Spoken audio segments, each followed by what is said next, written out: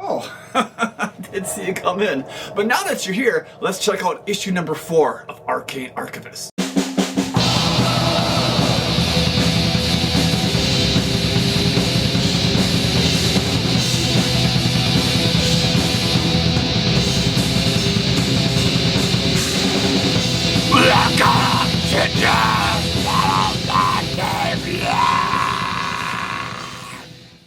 Greetings everyone, and welcome back to Joe's Metal Mancave. Today we're going to talk about zines, specifically a newer zine known as Arcane Archivist. Arcane Archivist is a zine that comes out of Northern California. It's created by a guy named Shiiver. To the best of my knowledge, he's a bit of a younger guy. It looks like from the few pictures I've seen him, he's probably in his late 20s, early 30s.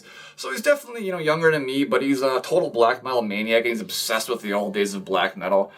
And this scene couldn't have come into my life at a better time, because as I've gotten older, I turned 40 last year, I've become very nostalgic for just about everything. But one of the biggest things in my life, of course, has always been music and black metal. So, going through a lot of old albums that I used to own or had considered buying back in the day, and then now hearing them all these years later has just been really, it just really gets that nostalgia, really going in you. And one of the things I really like about Arcane Archivist is the zine features both newer bands, but also a lot of older bands, and that's really where my interest lies. Like, I gotta be honest with you, you've probably already noticed from this scene, or from this vlog, I'm sorry, that I don't really talk about newer bands, and it's not to say I don't have interest in it, it's just because in the past 2 years or so, I have become completely obsessed with tracking down old albums from the 90s. And, it's interesting that, 20 plus years of listening to black metal, I still come across new bands, and I'm like, whoa, how did I not hear this back in the day? How did I not hear this back in 99, 2000 when I was first getting into black metal? But, it kind of makes sense, because back in those days, I was more interested in what was new at the time, and then just kind of getting the classics back then. So now, flashing forward 22 years of listening to black metal, now I'm getting to the more obscure classics, and, the semi-star classics, or whatever you want to call them, and I'm finally getting them in my collection. As an example, I recently got my hands on a CD from a band called Autumn Verses. That's what you're hearing in the background of this video. Completely obscure, old school black metal band from Finland that I think has almost been entirely forgotten in time, but very cool stuff. It was really cool to get this in my collection. We'll talk about more of this in a later date, of course, but that's just what's in the background. Arcane Archivist has been going since the summer of 2020, and so far they've released 4 issues. All the issues, as far as I can tell, are of very high quality. They all have glossy covers, original graphics inside, and, it has a feel of a very old classic zine. And, I'm going to kind of show, a little bit more of the current one in a little while. I'm going to go through it, but, for me personally, zines were a huge thing, being a teenager in the 90s. Mind you now, of course, that I didn't get into underground heavy metal until about 1999 and early 2000s. So I kind of missed the whole boom of the big zine, the tape train thing in the 90s. Regrettable, but I was too young, I didn't turn 20 until 2001, so, I missed it by a few years. And then early 2000s brought about the internet age, and, all the zines kind of converted to digital zines. I mean, I did my own online zine myself, which was called Lunanos, did for 8 years solid, it got a pretty good following over those years, but looking back on it all, I really wish I had done it as a real proper paper zine. I think it would have had a much more cult status, and, if I would have made something tangible, it would still exist nowadays, instead of just being files on a CDR that's sitting underneath my computer right now. There would be something out there. People could read it, they could see it, they could see all these old interviews, all these old reviews, and they could sort of see my taste as they evolved through the years of doing the zine, but that's not what I did, and, as I said, online zines were what was popular back then. So as the 2000s came, I really just kind of forgot about old school paper zines. But then, I guess it was probably around like 2010, 2011, this came out. Yeah. The Slayer Meg Archives, John Christensen from Norway, his old zine Slayer Meg, which is, by most people's accounts, probably one of the, if not the most legendary black death metal zine to ever exist. It ran for about 25 years. He started it when he was just a teenager, and when I got this and I read every single page, every single interview, I was just kind of obsessed with interviews again. It really The interesting thing about old interviews and reviews from these zines is that it's basically like a time capsule. You get to see, you get a picture of what the bands, where their headspace was at that time, what their future plans were, who they're going to tour with, who the members were, Sometimes you'll see some really interesting things. You'll see albums that were talked about but never came to fruition, or, just all these plans. It's a time capsule. It's very interesting. So I'm glad that all these years later, zines are still a thing, but generally speaking, Arcane Archivist is the first newer zine that I've got into where I've just become obsessed with it. I know there are several other zines out there right now. I should probably check them out, but Arcane Archivist is just really, it nails it. You get both that newer black metal feel, and you get a lot of these old archived, bands that a lot of people have just forgotten about. And Shiiver's bringing these old bands to the forefront by doing interviews with these old bands and just talking about them. And so it's cool. It's like I say, it touches the nostalgia in me, and it's just the black metal fan in me, and it's cool, man. I don't know what else to say. So without further ado, let's check out the zine, shall we? Alright, so basically how this is going to work, I'm just going to show various pages and parts of the zine and just kind of, give my commentary on it. I'm not going to really, show it up to the camera for long periods of time where you could actually read it or whatever. It's just my thoughts. It's instead of reviewing an album here, I'm reviewing a zine, which in turn reviews albums and does interviews, so some shit coming full circle. I don't know. Anyway, so there's the front cover of Arcane Archivist zine number 4. Yeah, man. So, another really cool, original drawing on the front cover. It's not just like a picture of a band or whatever, which, that in itself is cool. That's something Slayer Meg did a lot in the past, and a lot of other zines have done that too, but, there's all original drawings, so that's super cool. Then there's the back cover, which, the author, Shiiver, one of his favorite bands is Obtain Enslavement. This is basically a drawing of one of the old promo photos from one of the members. I believe his name was Hex, and he was either the keyboard player or the drummer of it. I can't remember. I should have looked that up before I did this, but whatever. It's a drawing of him in that old promo picture. There it is. Yeah, right. So each issue is numbered, of course. This one being 1 out of 1,000, 414. So anyway, yeah. So there's the front or inside. Each issue is opened up with basically just sort of, thoughts and notes from the author. This is pretty typical for zines, both new and old, where they basically just, talk about their future plans. Here he talks about some of these black metal bands and projects he's starting up, and then just, thoughts on, black metal and stuff like that in general. So, and there's, of course, a picture of him, clad in corpse paint, as he should be. Index.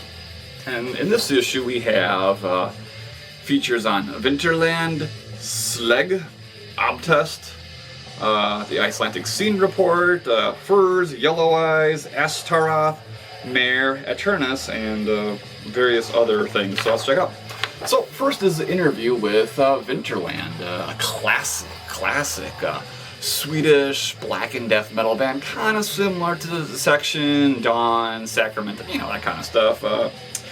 What I like about his interviews is he asks them a lot of questions about, where was your head at the time, and, why did the band come to an end? How did your musical taste progress over the years? It's not just the typical questions like, what was it like being in a band like that? What was it like practicing? Or, he actually puts genuinely thoughtful and interesting questions in all of his interviews, and that's what makes it so fascinating for me, is that he's a very intelligent person, and he just asks the kind of questions I feel like I would ask. So yeah, that. Oh yeah, over here, this is a sort of a, Ben Brain Smasher from the Brain Smasher channel. He occasionally kind of collaborates here, and he has, at least here, he's got this sort of, he's just talking about black metal. I don't know, I'll read it again, but. Then there's a new black metal band here called Slag, I guess what I'm saying, I don't know. U.S. black metal band, have never heard of them, but reading the interview sounded interesting, so something I'm going to have to look up. Yeah, so the advertisements there. And then there's an interview here with an old Lithuanian band who are known as Obtest, if I'm saying that right. They're sort of a folky black metal band, and then as the years kind of progressed, they became more, I think, just pure folk metal. But this is a perfect example of where we're going down memory lane, because back in the early 2000s, Lido Takis Records has sent me one of the Obtest albums for review on Lunar Hypnosis, and at some point in time, I either gave it to one of my other writers, or I traded, or sold it. I don't know. I guess the album didn't make much of an impression on me back then. But it was good to, it was like, whoa, Obtest, like I hadn't heard that band in, 15 something years or something. So it's just really cool to see that, and then instantly, we live in this age now too, where like we can look up albums on YouTube or Spotify. I mean, I listen to Spotify all day long, man. I'm a delivery driver for a living, and our trucks have no radios in them, so I have to listen to Bluetooth speakers with, Spotify music. And then there was just one day where I listened to all the Obtest albums, and I was like, fuck yeah, dude, this is actually really cool stuff. So I got to get some of their albums now. It's really cool, folky, blackish metal. Yeah, I think their earlier stuff was more black metal. They kind of progressed more to that pure folk, Eastern European folk. Maybe kind of what I'm talking about. I don't know, whatever. But yeah, really nice, interesting, interviewer again. Talk about the old days and how the band progressed throughout the years. Lots of cool photos are always kind of inserted into the where the text is and everything. Here's a pretty typical thing for zines too, where all the people involved just kind of give their current playlist, what they've been jamming lately. So again, we have Shiiver's playlist, Ben Brainsmasher's playlist, and Phantom Slaughter, who, gosh, I can't think of the name of his project right now, but a guy from Florida does this sort of disembowelment sounding funeral doom. I don't know. I haven't really gotten into it too much, but a lot of people really like it. So, but I guess he has some ties to the zine at this point too. They also sort of, on the other side, they sort of mentioned some newer black metal, Norwegian black metal from the past 20 years, pagan black metal demos that are all worth looking up. And then I thought it was interesting here, the ambient side projects where they talk about the Stiegel Vargoth Orchestra, which is an old project from the main member from Nocturnal Mortem. Vongraven, of course, that's Satyr Vongraven's old dungeon synth project. Neptune Towers, that was Fenrise's krautrock sounding, often discredited as being dark ambient project, but it was total Tangerine Dream, Klaus Schultz kind of worship stuff. Really cool stuff if you haven't heard it. And then a few others in here I never heard of, but I'm going to guess and say by the names, they're probably all dungeon synth projects. Yeah. So then, we moving on. We have basically an Icelandic scene report where he's just sort of does this, an interview with basically various members of the Icelandic black metal community, kind of talk about the old days up to nowadays. Very interesting, even though I haven't really gotten into the Icelandic black metal thing yet. I've heard like Svartdodi and a few of these bands in here, but I'll be damned if I can pronounce them since it's all in Icelandic. But some of interesting stuff, but I don't know, I kind of feel like, and I don't know if anyone's going to agree with me with that, but I feel like the Icelandic black metal scene is kind of samey between a lot of the bands. I don't know, maybe I just haven't heard the right elements, I don't know, but yeah. So then, nice lengthy interviews with various members from those bands, which in turn, a lot of those guys play in the same band, so it's, some more stuff from that Icelandic interview. And then this is really interesting. It is basically an Icelandic black metal timeline going back to the 80s, talking about, where it started and where it is nowadays. Obviously, Icelandic black metal is sort of a newer thing, it hasn't really blown up, I guess, so to speak, until like the past 10 years, although there are albums and bands going all the way back to the mid to late 90s, so interesting, and definitely something I'm gonna have to look up again. I was looking at this, and this reminded me of some bands that I'd actually heard back in the day. One in particular was an Icelandic band called Curse, who had a few records on blackmetal.com records, and another one called Merc, and what was the other one? I thought that was at least, maybe it was Forted, I don't know, maybe, but anyway, back in the day, blackmetal.com sent me those albums, and I again, I must have traded them, sold them, but I don't know, it was just interesting again, and then I was like, well, were they really that bad? Should I, got rid of them? And then I'm like, checking Discogs again, like, maybe I should buy them. I don't know. I owned them once, why did I sell them? But there must have been a reason, but maybe they actually are really good albums, so I'm going to look them up again. Alright, then we have reviews, both demos and full-length albums here. As it goes with a lot of zines, the the reviews are pretty, short and to the point, which I like. They're not putting a whole, big backstory behind the album or the band in question, or any real, personal feelings in the band, whatever. It's just, it's straight to the point. It talks about what's on the album, what to expect, and whether it's good or it's bad. Pretty simple stuff. And, well, as it goes here, other than Galsveerd, or however you say that, I did not know any bands in here, or actually I should say I know Hordem Rife, but a lot of interesting stuff in here. Moonlight Sorcery sounds really cool. Yeah. So that's some reviews, and then another interview with the Norwegian, experimental black metal band known as Furs. I had listened to an interview with this guy on the Thomas Eriksson podcast on Spotify, and the interview was interesting. He had a lot of cool things to say, but then I listened to the music and I thought it was fucking garbage. I don't know what to say, man. Not my cup of tea, though. But, yeah, I don't know. Maybe I'll give it a second chance someday. So that's Furs. A very lengthy interview. This guy really has a lot of things to say in response to the questions. Really had a lot to say, but, interesting nevertheless. And then another interview with a project known as Yellow Eyes, an American black metal band, which I've heard a little bit from and thought they were pretty cool, but, right now, like I said, my headspace is so just linked to the old albums and 90s at this point. I don't know. I'll look it up at some point. Maybe 10 years from now I'll look it up. Then it'll be old, and then I'll have a justifiable reason to look it up, right? Yeah. Part of the interview. And then, this I thought was super cool. Shiiver mentions that 1997 was his favorite year for Norwegian black metal, and then he basically highlights 25 albums that were released in 1997 in Norway. And I would not have guessed, not for a fucking second, that there could have been this many awesome albums released in 1997. I mean, we have Eternus's Beyond the Wandering Moon, Untamed Enslavement's Witchcraft, Immortals Blizzard Beast, Emperor's Anthems to the Welcome at Dusk, Dimmu Borgir's Enthroned Darkness Triumphant, Covenant in Times Before the Light, bunch of stuff, Olver's Natin's Madrigal, Enslaved's Eld, a bunch of really cool albums, and I thought it was really awesome that he was brave enough to mention Dimmu Borgir here as being an essential album from that time period, because when I was first getting into black metal, the big thing going around back then was you had to hate Dimmu Borgir. It was if you didn't hate Dimmu Borgir, you were a fucking poser, man. That was what everyone said back then.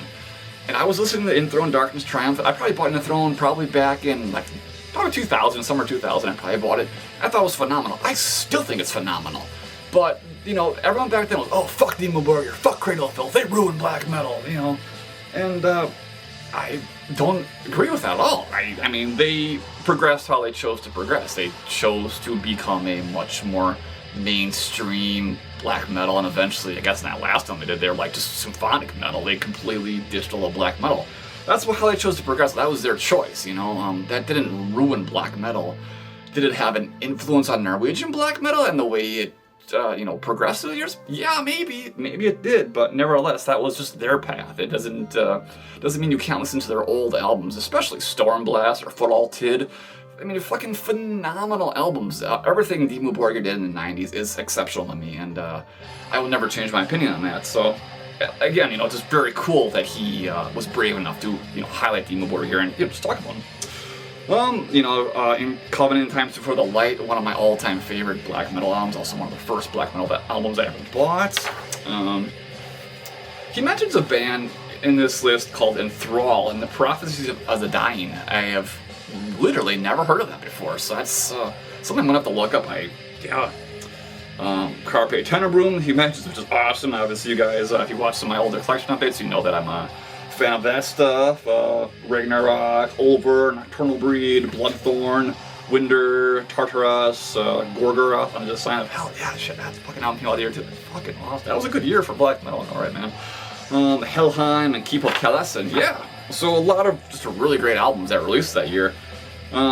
Looking at this, I own most of these and have owned most of them for many years, but as I said, never heard of Enthrall. I should definitely look up that old Ragnarok album. I know I've heard it, but again, I think it's been out of print for many, many years. Yeah. Keep of Kelesens Through Times of War I used to own. Can't believe I sold it, because I listened to it again recently, and I was like, this is fucking good, dude. What the hell was I thinking? Anyway, moving on. We have an interview with a band named Astaroth, and this is, where was this band from? Oh man, I don't know, but I had never heard of these guys at all. They're an old band. I think they just had a few demos and stuff like that back in the 90s, and just faded away. So yeah, definitely something I'll look up. Oh yeah, they were a Norwegian band. Yeah. They play. Here they are playing with Obtain Enslaved and Eternus Enslaved and Gorgoroth. Yeah, man, that must have been a hell of a gig, right? Look at that. Holy shit, man, that's awesome. Just imagine if you go back to the 90s in Norway and just see like these bands when they're still young and full of energy and fire, man. Man, that would have been so awesome. Imagine seeing Saturgon or Gorgoroth in like 95 or 96. Like, holy fucking shit, dude. That would have been so awesome. Unbelievable, man. And then we have another interview with a Norwegian black metal band known as Mare. This is a band that has been on my to-buy list for a while, but I keep stumbling and I keep not buying it because I hear nothing but just positive stuff about this band. Just, it sounds, a lot of people have kind of linked it to old Mayhem and stuff like that, which is, definitely interesting for me because I love Die Mysterious Dom Satanis, so definitely something I gotta check out there. Yeah, and so part of the interview there. Yeah. So moving on, there's this sort of, I don't know, just sort of I guess more thoughts on black metal and the scene and all that. I don't know. It seems kind of elitist, but whatever. And then we have an interview with Eternus, of course. Classic Norwegian black metal, a band that I've known, again, for a really long time. I just never bought any of their albums. I've heard the old stuff, I really like it, I just been sitting on buying it. So when I get stuff like this in my hands, it's a reminder and it's motivation to be like, dude, get your shit together, get the fucking classics in your collection. Like, discovering obscure gems is all good and fine, but definitely get the classics too. And no doubt about it, the first couple of Eternus albums are indeed classics.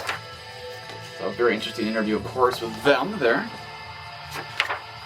And then the final page is, of course, just sort of an outro, so to speak, of just, Shiiver, talk about black metal, the zine, the culture, everything related to it. Another cool picture of them, all decked out in corpse paint. And the back cover again, of course. Yeah. So that is Arcane Archivist issue number 4. It also comes with this little thank you note. Take note of the cool little border and everything there. Really cool. So yeah, that's Arcane Archivist, and if you haven't checked it out, I highly recommend it. I really enjoyed this. Really enjoyed this zine. They also have an Instagram account, and that's actually how I originally discovered them.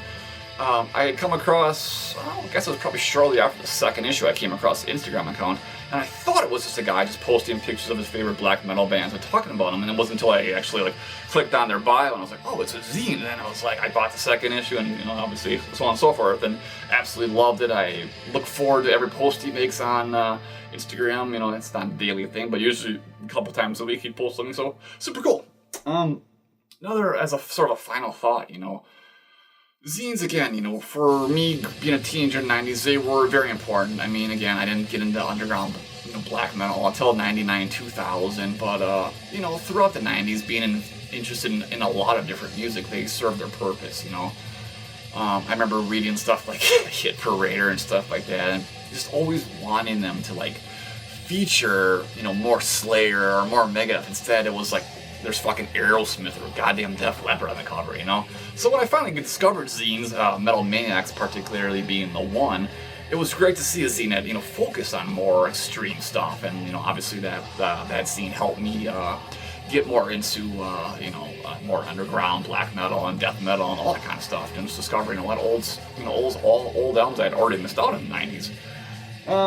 The sad thing I have to admit, though, is throughout the 90s, and I guess somewhat maybe up to maybe 2003, which I think is when Metal Maniacs went under, I had got a pretty big collection of old zines at that point. I mean, probably the most underground one I had was the Worm Gear zine out of Michigan. So I didn't really have a lot of the more fanzines. It was more of the kind of newsstand, Terrorizer stuff like that. Nevertheless, it was cool. I mean, I still kind of recently got my hands on some more old stuff, and I mean, again, these are cool. It's time capsules, man. I mean, it's look at that. There's Amorphous you know, going back to like 1996 or something like that, you know, and they're just young dudes still, and you know, I just bought their new album. They're a bunch of old. They're old. They look fucking old, and then it happens to all of us, I guess. But yeah, some old shit with Peter Steele. This was a really cool one I got my hands on too. Another issue from 1997. You know, interviews with Testament and Emperor. Super cool, man. I don't know. It's cool. I'm just a nerd for the stuff. It's just interesting seeing these old interviews, these reviews, and just seeing where people's thoughts and heads were at the time. I also recently made an order with Cult Never Dies, and I noticed while I was browsing through their amazing online selection, they had a lot of old zines you could purchase. So if you're interested in getting your hands on a lot of those old 90s zines, definitely look up Cult Never Dies. They got a lot of cool stuff, as well as all their anthologies and all that kind of stuff. But again, you know, if you haven't already done so, you know, definitely check out Arcane Archivist. I love everything Shiiver's doing with this zine, and I really look forward to the future of it. You know, again, I haven't really checked out any newer zines, so I got nothing to compare it to, but I mean, it's got, you know, glossy covers. It looks extremely professional to me for being an underground zine, and that I absolutely love. So thank you once again for joining me here in Joe's Metal Man Cave. I am Joe, of course, and I will see you next time.